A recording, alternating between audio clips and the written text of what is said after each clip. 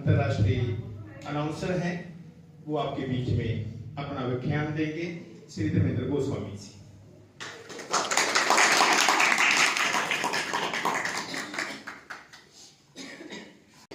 हमारे बारे में थोड़ी बहुत ही जानकारी आपको मिल गई है क्या? Yes sir. तो फिर जो बातें कही गई हैं वो ध्यान से सुनना, समझना, घर जाकर भी उन पे मंथन करना, चिंतन करना और उसके बाद अपने जीवन में अपनाना, तभी इस सेमिनार का लाभ है।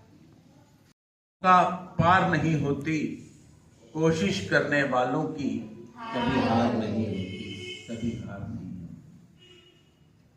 जिस किसी ने भी सच्चे दिल से कोशिश की है वो कहीं ना कहीं जरूर पहुंचा है,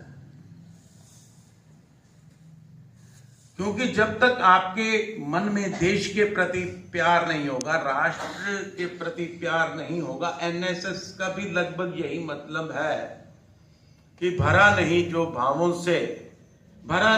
भावों से बहती जिसमें रसधार नहीं, हृदय नहीं वो पत्थर है जिसमें देश के लिए प्यार नहीं, राष्ट्र के लिए प्यार नहीं।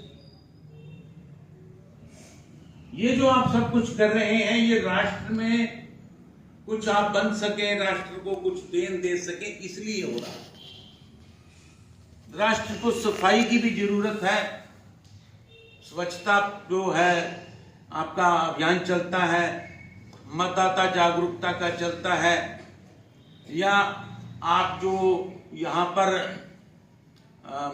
पाक विद्या जिसको कहते हैं, खाने बनाने की कला है, ये सारी राष्ट्र को जरूरत है। जल बचाने की जरूरत है। इसका मतलब यही है, इस कड़ाके की सर्दी में सरकार ने अगर ये सारे प्रोग्राम आयोजित किए हैं तो इसलिए किए हैं कि आप छुट्टियों में ये कुछ नया सीख सकें।